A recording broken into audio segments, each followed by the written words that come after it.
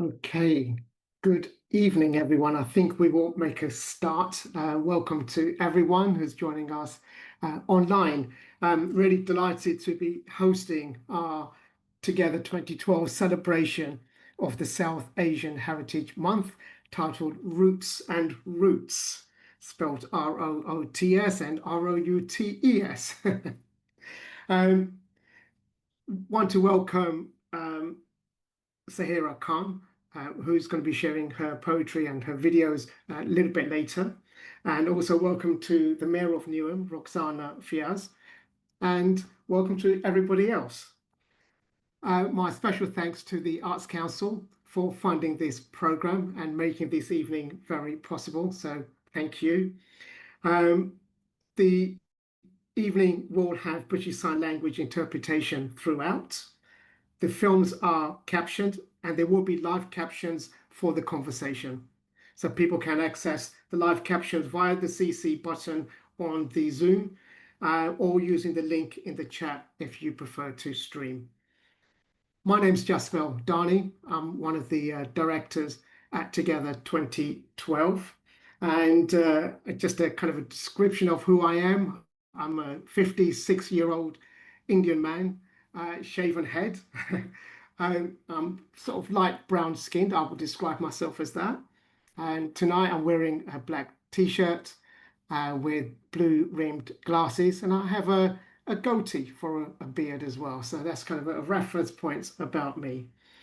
As we kickstart the evening, I just want to share a few of my own sort of thoughts around the South Asian Heritage Month.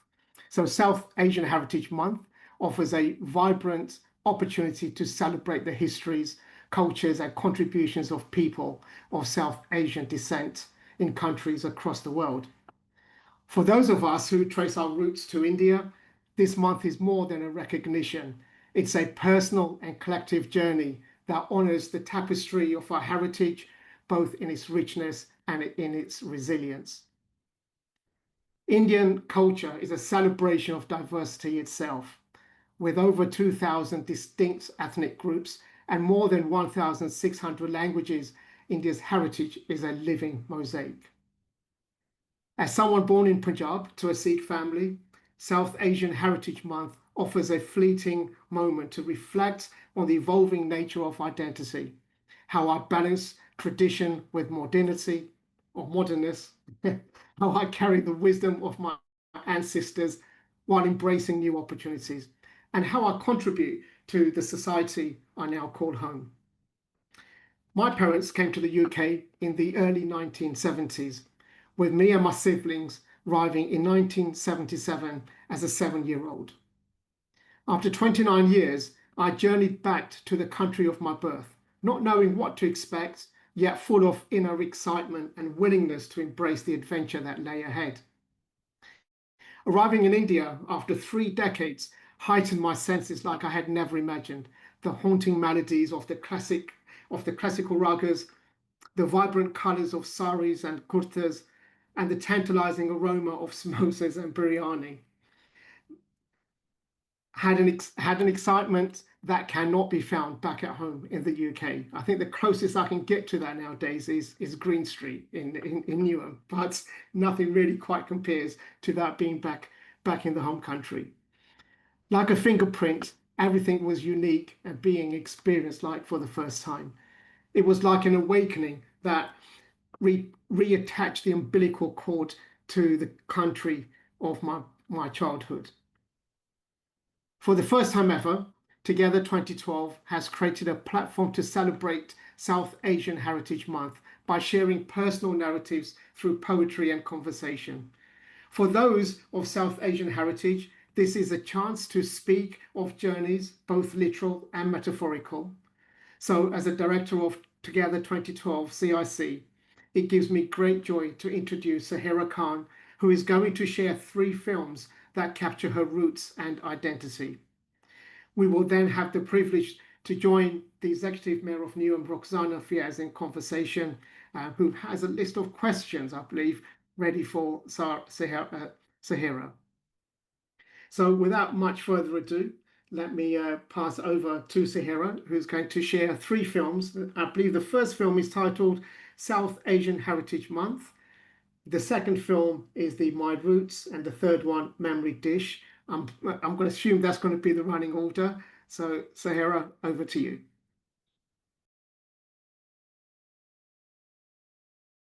Audio description: Sahera Khan, a light brown-skinned deaf woman and BSL actress, is wearing a black hijab, large glasses, a black top, and a blue denim jacket.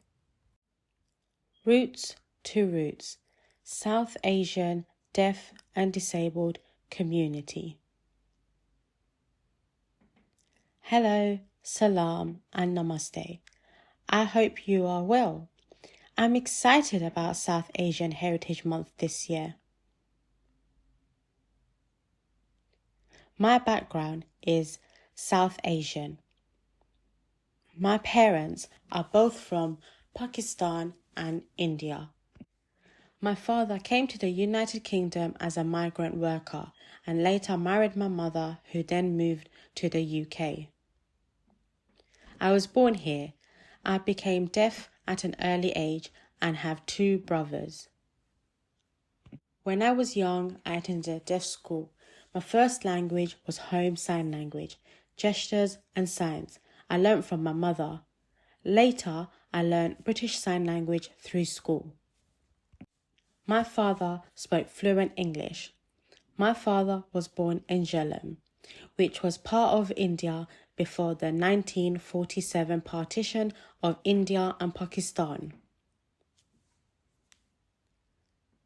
After the partition, Jhelum became part of Pakistan. My mother was also born in Jhelum. So although my family is now from Pakistan, our origins trace back to India.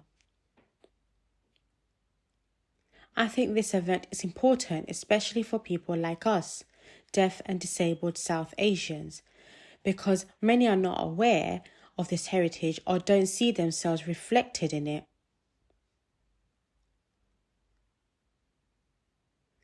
South Asian Heritage Month 2025, 18th of July to the 17th of August. A UK event celebrating the culture, history, and contributions of South Asian communities.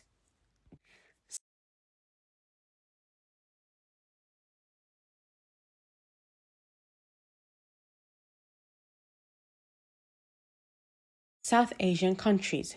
Join me and learn the signs. India, India.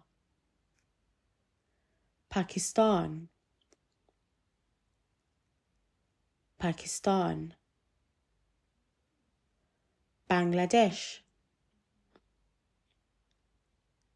Bangladesh.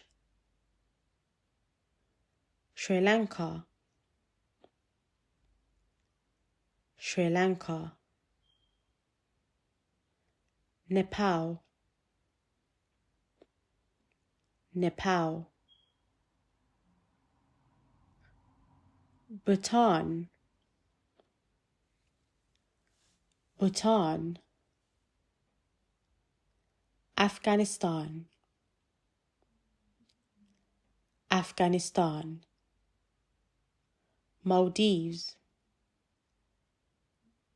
Maldives.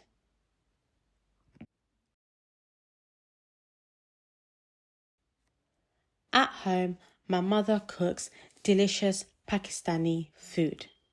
Chicken curry, roti, sometimes biryani, and dal. Yummy. I also wear salwar kameez. My favourite part of my culture is definitely the food. Yummy. When I was younger, I used to watch Indian and Pakistani films with my family. I liked them, but I didn't really understand the story because there were no captions in those days in the 1980s. One vivid memory, when I was 6 years old, I visited Pakistan for the first time with my family. I wasn't really aware of what Pakistan was like. I learnt the difference between the village and the city life. I didn't feel comfortable in the village. I struggled with the toilets and the flies, but I liked the city, especially because it felt more like home. It was an amazing experience to meet relatives. I learnt about my parents' families and their lifestyle, but Britain is my home.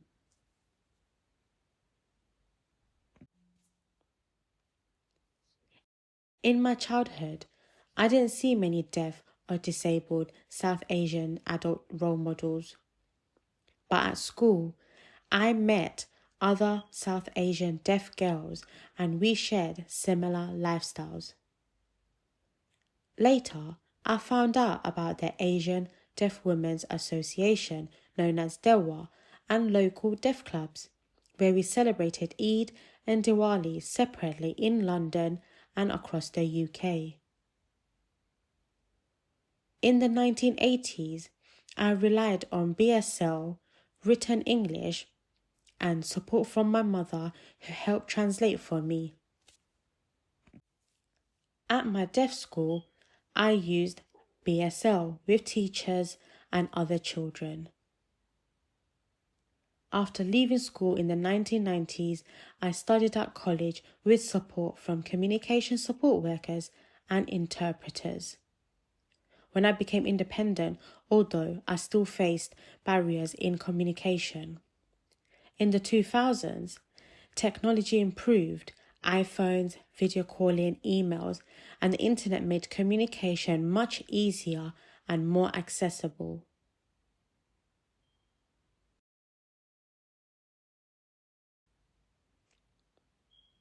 For me, my identity is Muslim first, then deaf, and then British South Asian.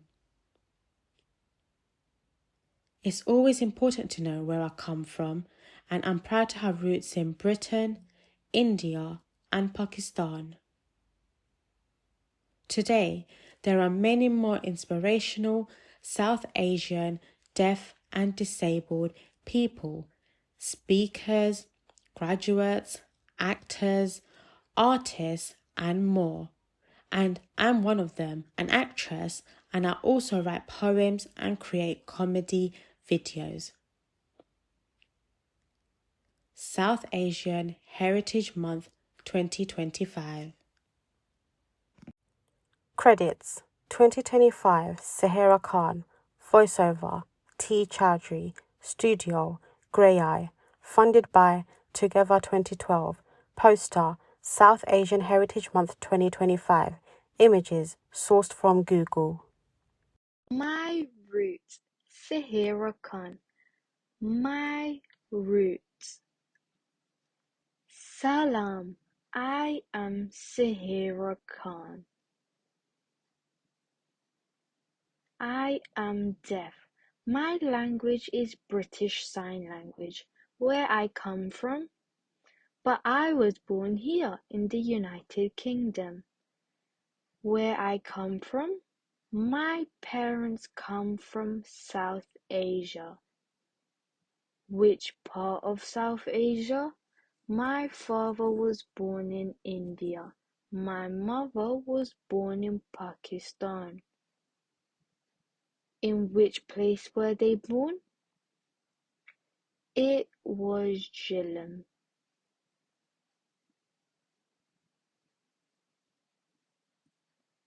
How were they born in different countries but the same place? My father was born in India. Then later, my mother was born in Pakistan when it became a new country in 1947. Do you know about the partition of India in 1947?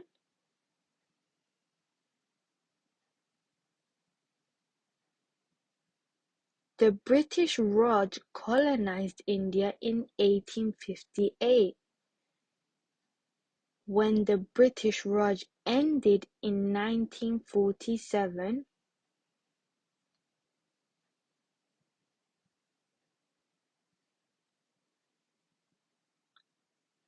India was divided. A new country, Pakistan, was created on the 14th of August 1947. It is called Independence Day in both India and Pakistan.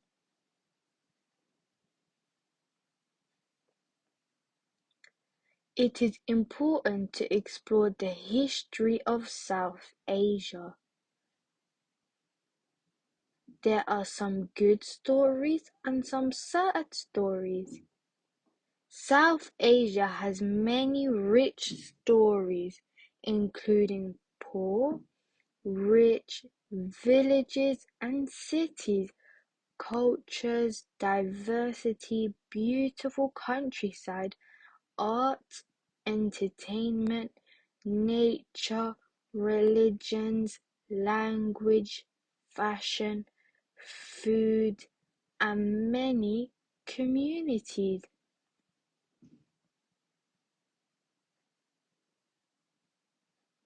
How do I feel about it? I feel the United Kingdom, India and Pakistan are all important to me. Because I am British South Asian, no matter what and where I come from, because I'm present. The history is fascinating and I will continue exploring this. Those are my roots.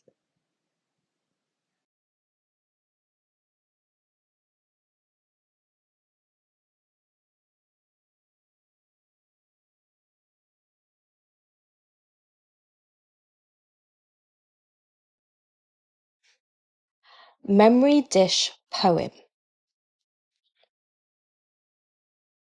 My memories of a dish. Growing up in Newham,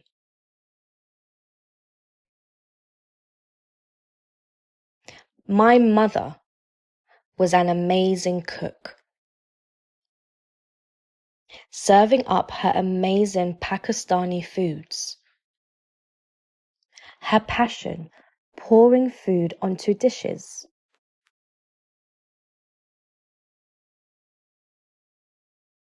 One particular deep bowl with a pattern etched into my memory.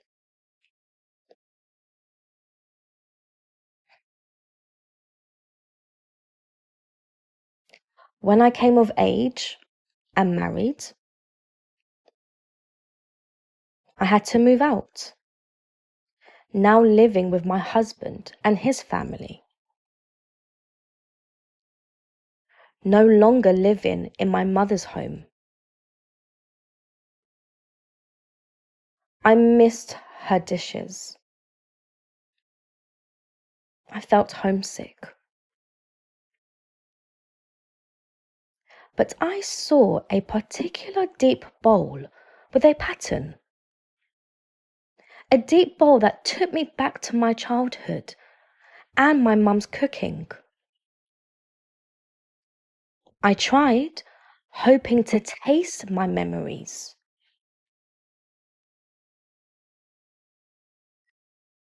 Foods taste different to my mother's. But my mother-in-law is an amazing cook. Her Bengali foods pouring onto dishes.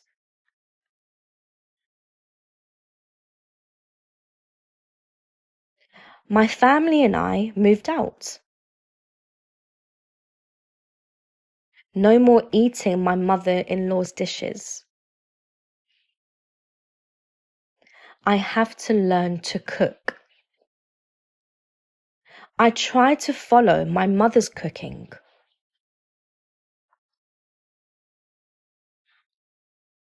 Using her blend of ground spices. but it's just not the same as my mother's dishes. I feel like I'm disconnecting from my mother's dishes.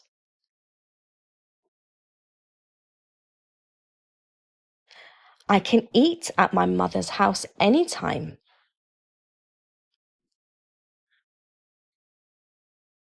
But she won't be here forever. I have to learn my mother's dishes. But I have to try and learn the secrets of these special flavors.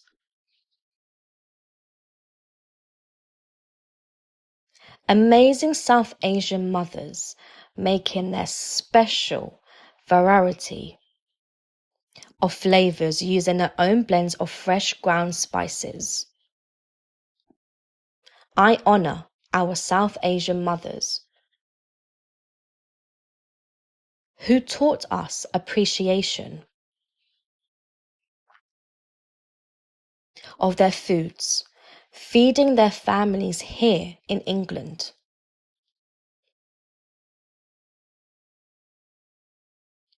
There is value in this. It doesn't matter what kind of cooking, but the love lives on through their dishes.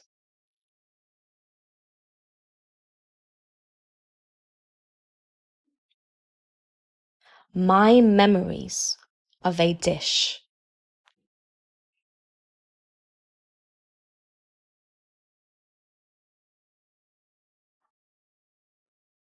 Performed by Sahera Khan, voiceover by Irina Drychak.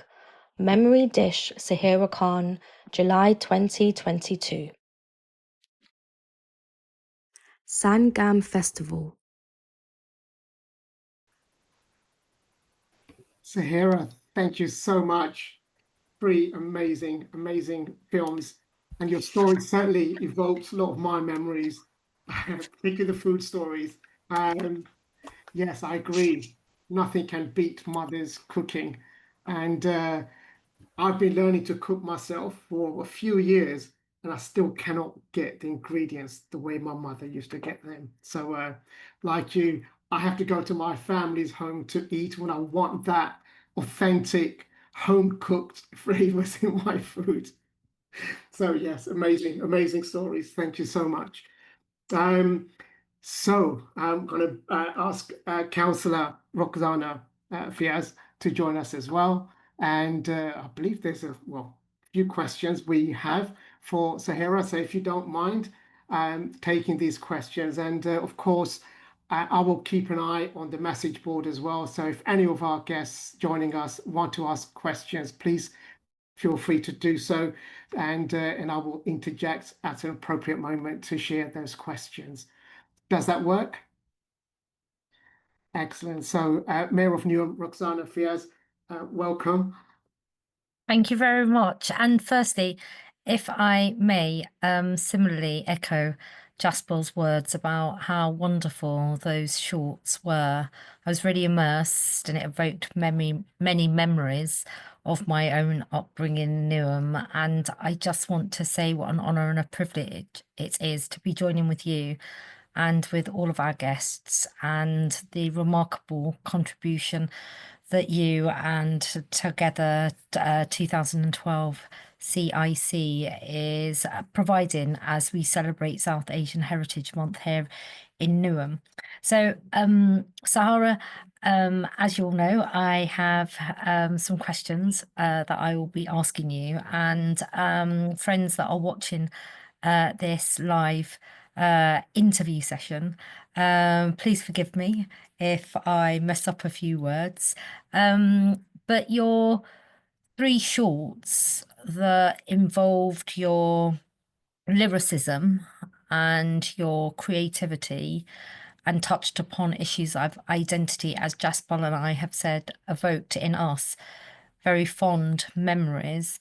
And as someone who, in the terminology of ableism and prejudice that exists for those that are minoritized and the intersectionality. Just wanted to ask, how does your South Asian identity shape your life as a deaf or disabled person in Newham?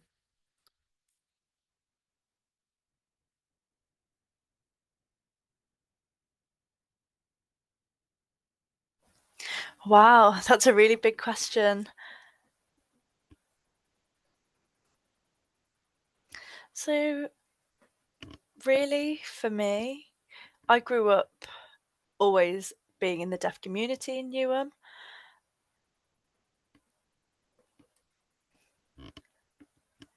And also through school and being immersed in the deaf community at the deaf club, I was always signing, and sign language has always been a really big part of my life, and not only just how I communicate, but in culture too.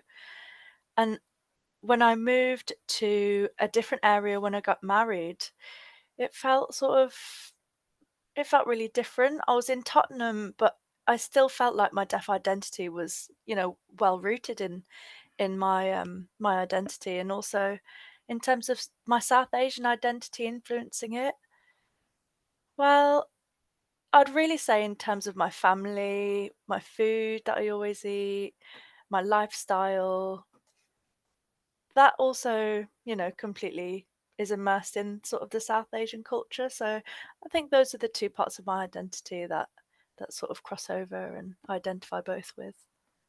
And just again, following through on that British South Asian identity marker that's so prominent for you and many of us in this conversation, watching and listening and learning, how has that informed your language being a member of the deaf community? Because all of us come from specified and mixed cultural traditions and heritage, and we appropriate language of our countries that we're now in, and bring our cultures of heritage to bear.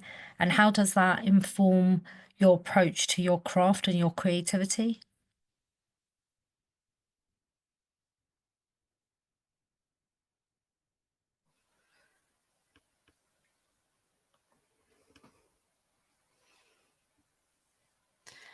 So when I first heard about South Asian Heritage Month, an organizer asked me to create anything linked to this theme of South Asian Heritage Month.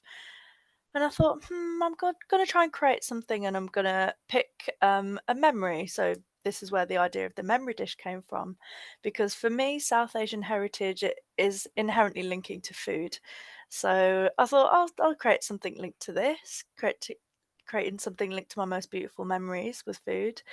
And then I also thought something linking to my roots would be important, since I've got South Asian family, and since they've moved away, they've been immigrants and they've moved to Britain. So I thought that was important to pay homage to my roots. And I also thought to create something linking to my roots and also the route I've taken to be where I am today. And so these different parts of my identity help introduce who I am as an individual. And also growing up being deaf, growing up being South Asian, having this intersectional identity, it really builds who I am. And I think my creativity and my work should always be linked to who I am as a person. Absolutely. And just on that point around your creativity, we are immersed in a world of such cultural diversity, both how different people look, how we think, how we're influenced, and how that shapes popular culture. So, in the context of your three shorts, which were really powerful, do you see many people like you, like us, in film, TV, media, or stories? And what more do you think, in the context of where we're at now on representation in popular culture and in film and in literature, in fashion, in food, what more do you think needs to be done?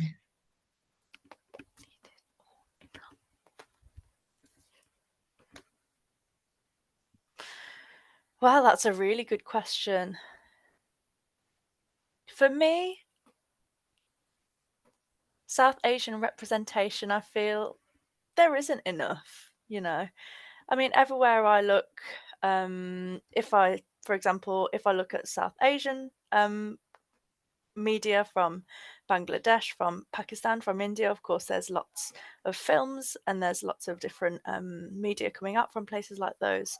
But in terms of that representation of the intersectional identities of deaf and disabled people, I feel like there could completely be more representation. So that's sort of the area that I think needs the most work. And what does that require of leaders in the creative cultural industry space and also the wider voluntary community and faith sector, and also for leaders of place? So I've very, very committed to giving platforms and ensuring voice for those that are often looked over and marginalised as part of their minoritized experience. And in a place like Newham, being from a minoritized community, in spite of issues of racism that we will have experienced, we are in such a hyper diverse place. What more can I be doing in my role as the Mayor of Newham? What more can I be doing in advocating, but also in the sector as it relates to culture, art, creativity? What more do you think the leadership in that needs to be doing? Yeah, I completely agree. I completely agree that there needs to be more representation. It's interesting because recently I took a trip to Green Street, and it looked really different to me comparing to the past. I mean, before we've had a really strong South Asian community, but I feel like that environment is now changing. So comparing to Ilford, for example, the high street is so busy and it feels like there's a really strong South Asian community there. And if I compare it to Green Street, I think the atmosphere is changing and the demographic is changing. So I think it's just moving with those sort of shifts. That's so interesting. I wouldn't have thought that because I'm down in Green Street so often and I still see it as such an assertive and positive expression of South Asian diaspora and heritage. And in my conversations with officers in the council, talking about elevating to its almost glory days, Green Street as being, a place and destination that exude South Asian heritage and culture and yeah, of course, consumerism. But I will take that back to officers. So I wanted to ask you, given everything that you've said so far, what you've presented to us tonight, tell us a moment where you've been able to break barriers and, how that made you feel about yourself and as a representative of the deaf community here in Newham and also here in this country.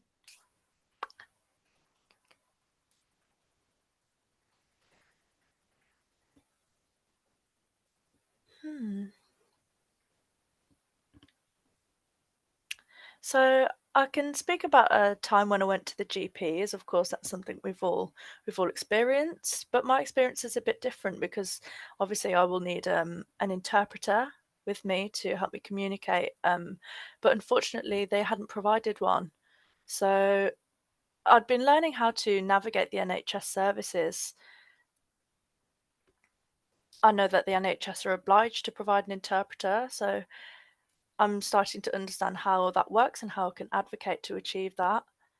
But in terms of the Newham area, I mean, I'm going back a little bit here to try and remember a time in Newham. Really, I've been quite lucky in my time because every time I'd go to college, there'd be interpreters and they'd be arranged on time. So I've had quite a positive experience. But I guess it's just the GP and hospitals, other places where I can sometimes struggle to get an interpreter. It's such urgent. Also, advocating for funding for the deaf clubs has been a big problem because so many deaf clubs have unfortunately shut down. So those are sort of the biggest Yeah. opportunities and memories of had of advocating. Thank you so much. And apologies, I keep on thinking you as a lifelong Newhamite. And I remember you mentioned that you moved. And yeah, no, it's so inspiring. And I wanted to ask, just in terms of you being inspiration for us, who are your inspiration?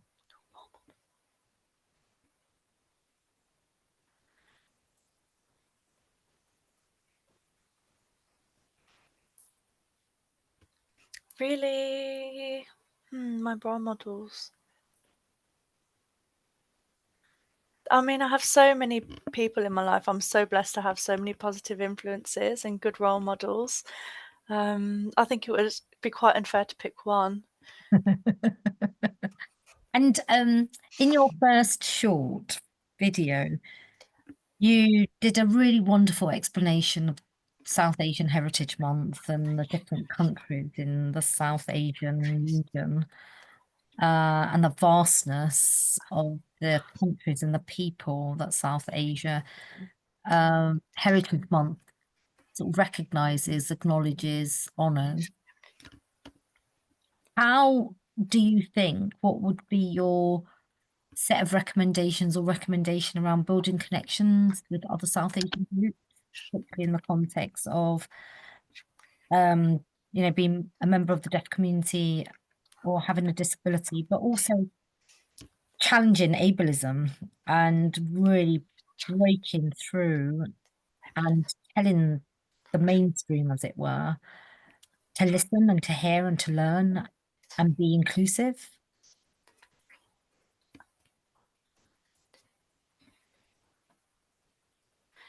Yeah, you're right.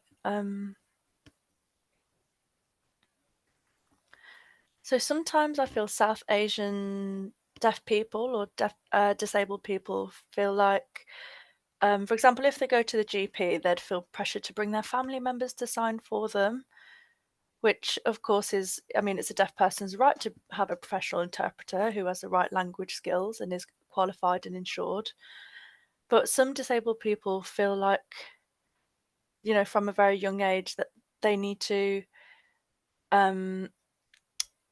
teach their children how to survive in the world in the future, and sort of that they need to adapt to the world. So I feel like there should be more representation, because some people just don't know about deaf people and disabled experiences and their identities and cultures. So I think there's still work that needs to be done. Yeah, and there's still some campaigning and advocating that needs to be done and to share our experiences.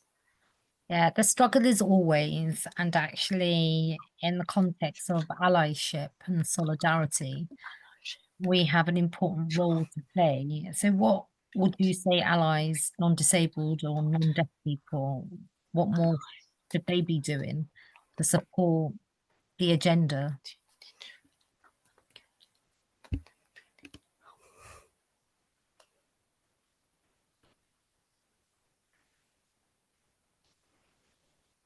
I think maybe inviting them to deaf environments and into deaf clubs, so that they can really, hear the stories and feedback from the deaf community. Also contacting deaf organisations to get involved with deaf people directly. Can I just jump in there? Yeah, of course. I was Sorry. just going to pass over Yeah. to you. Go on. Yes, no, I think it's a good segue. So we have a question from April, who's in our chat. And April asks, how have local deaf clubs changed over the past 2 decades?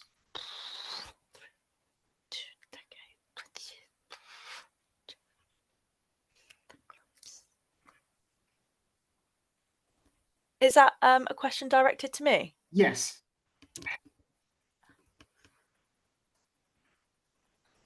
Yeah, it's a really interesting question because, I mean, back in the old days, the deaf community would always go to the deaf clubs. There'd be 2 or 3 deaf clubs in the local area. There'd be loads of parties for deaf people. I mean, at that time, it was only really basic telephones. There weren't any computers. But since everything has changed now, funding has now depleted, the deaf clubs have really shut down, and people are more relying on technology. I mean, even deaf schools are shutting down. Those are schools just for deaf children. Now, a lot of children who are deaf are forced to go into mainstream schools where there isn't a rich culture of sign language, and they're forced to try and speak. So in the past, there's been a really rich culture of signing, but now people are more focused on texting or using technology. And deaf people now go to the pubs to socialize. But for people like me, I don't drink alcohol, so that's really changed, and it's really felt that it's made people feel like marginalized identities may not always be feeling as belonging so much in these spaces as they've changed. But the deaf community do have some deaf clubs still around. For example, there's an organisation called Empowered Deaf, the Deaf Ethnic Women's Association, BDA, Deaf Plus, Ali Shara Deaf Community Association. So these are just the names of a few deaf, also the RAD, a few organisations who advocate for deaf people and set up deaf spaces. But for example, there was a big Eid party that was set up by the community. So there are still spaces for deaf people, and these organisations support to continue these spaces being there for us. Thank you. And Neera Shah in the message group says, fascinating. I'd be keen to find out if there's any organisation in Mid-Essex for South Asian deaf people or those who want to meet with the deaf community. She says, I will need to do some research.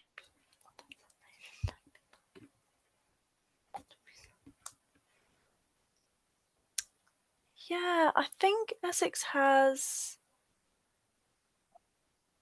Slough, the Slough Deaf Club. I think that's quite close to there.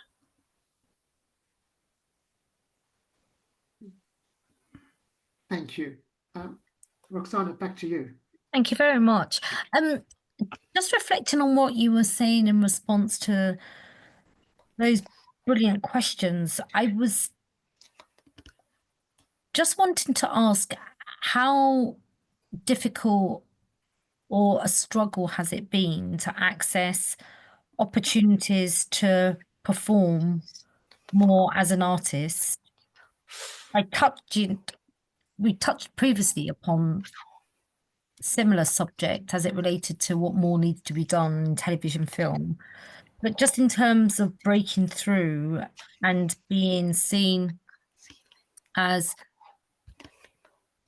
needing to be taken seriously by the commissioners of drama series. You talked in one of your videos about how you do comedy, and I'd love to see a comedy performance by you somewhere in Newham. Love it. And actually, I know the person that I'm going to hook you up with, and he runs a series of comedy nights for specifically Black and Asian comedians. And how do we disrupt and sort of challenge?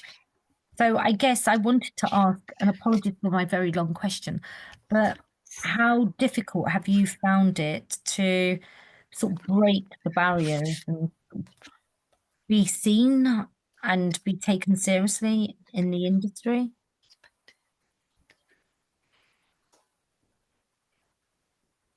Yeah, you're absolutely right. But a long time ago, from a long time ago, I've been trying to break through these barriers. I mean, I've been in this industry for 10 years now, and I've been in some short films, I've took part in some theatre projects, I've been in a lot of sort of small projects, but for me, I know it's really difficult. I'm South Asian, I'm a Muslim, I wear a hijab. This is an intersectional identity. And then I also have the added layer of needing an interpreter with me. Also, access to work, funds interpreters, that's government funding. When I finally get approved for access to work, after that, I have to locate the interpreters.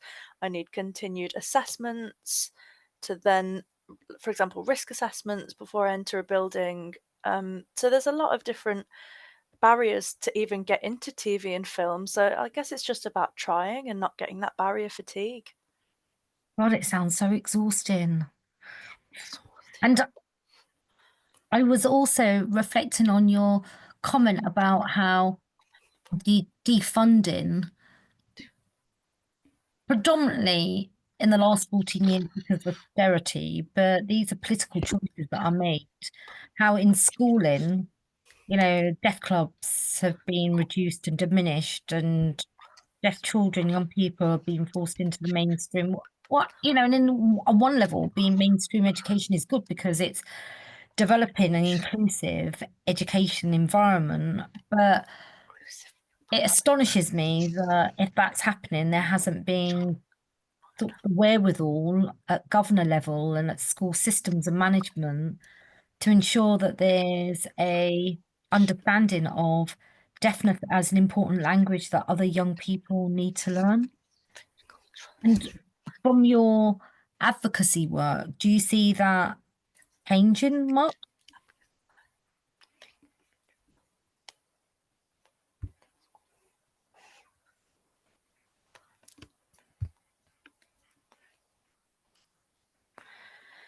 Oh, a bit of a daunting one there. It is a good question. I mean, comparing where schools have been in the past. So, for example, I worked in a deaf school before in North London, and it was really great. They had teachers of the deaf, they had deaf teachers, they had lots of children who were eager to learn. But unfortunately, sign language is lessening actually in those schools. I mean, there was one person that told me that there was a student who didn't sign at all. I mean, they were just completely relying on oral methods of communication. So I feel like the landscape is really changing. So it's about recognizing that. But I mean, yeah, you're right that completely there does need to be more advocacy, and especially in Newham, advocacy to make sure people understand and and are aware of how to ensure deaf people are listened to and heard. And it's about linking back to those deaf organisations that we've spoke to, and that could be something to raise to make sure that these connections are being made with organisations who promote and support deaf communities. Also, there's been a launch of a new BSL GCSE. Unfortunately, I think it's delayed, but I think it's launching soon in schools. Thank you so much. And I'm definitely going to be checking in with the education team in terms of how we're advancing this important aspect of children, young people's learning, and actually how schools are maintaining our requirement for them to be inclusive. And if you were so open to, I would love for you to come and speak to members of our education team and encourage them to work with you so that you could meet with heads of the secondary schools and the primary schools. That was one thing. The other thing that I wanted to ask you, we've talked a lot about how you navigate the mainstream in this ableist context. How do you balance cultural identity as, a woman of the South Asian diaspora with all the intersectionality that entails and being deaf and disabled? Because I imagine as across a number of things, there's prejudice, there's bias, there's perception. How have you dealt with it growing up and as a strong, amazing, remarkable woman that you are?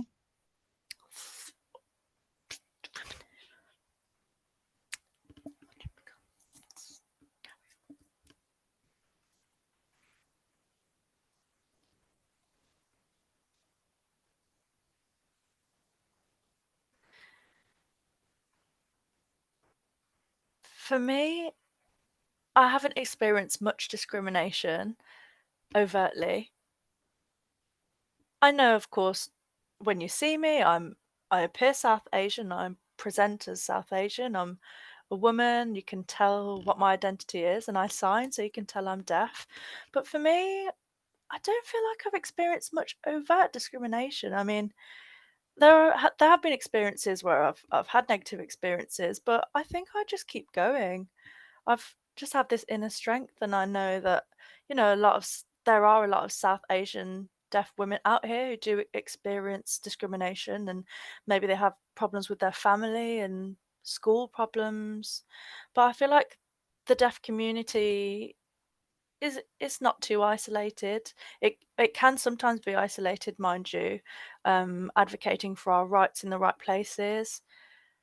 But I think problems are really individual. But for me, I'm really lucky and blessed to have a good family. I have a good support system, so that really does keep me going. Super, thank you very much.